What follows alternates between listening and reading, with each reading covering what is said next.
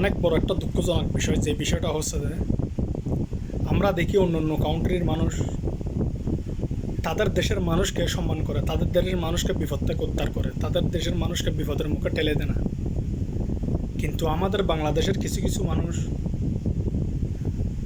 বাংলাদেশের মানুষকেই মারতে বসে থাকে, বাংলাদেশের মানুষকেই অপহরণ করে, বাংলাদেশের মানুষকে তাকে চাঁদাবাজি করে টাকা পয়সা হাতিয়ে নেয়। এটা কিন্তু অনেক দুঃখজনক বিষয়। কিন্তু এটা কিন্তু আবারও কিন্তু বাংলাদেশে না, এটা আমি সৌদি আরবের কথা বলতেছি, যেটা যে জায়গায় আমাদের আল্লাহর ঘর আছে ওই জায়গার কথা বলতেছি। অনেকেও আছে যা পার্সেলের বিজনেস করেন, যারা মোটরসাইকেল নিয়ে, যারা তালাবাতার কাজ করেন গাড়ি নিয়ে, এবং যারা ব্যবসা বাণিজ্য করেন, তাদেরকে তারা টার্গেট করে কল দিয়ে বিভিন্ন জায়গার মধ্যে নিয়ে যায়। তারপরে তাদেরকে হাত পা বেঁধে টাকা পয়সা হাতিয়ে নেয়, তাদেরকে বেঁধে 10 লাখ 5 লাখ টাকা দাবি করে, বাংলার আর কি,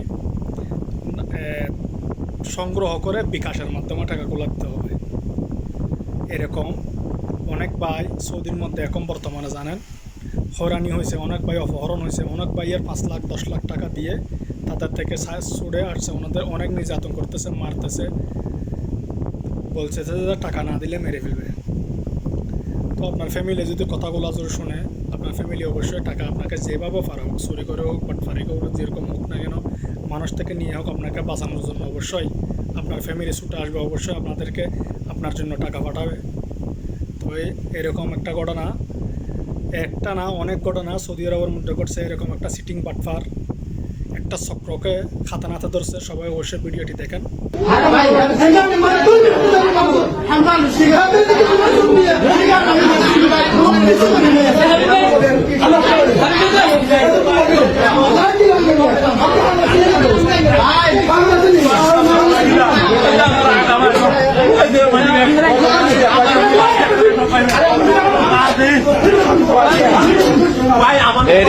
আসামি আসামি আসামি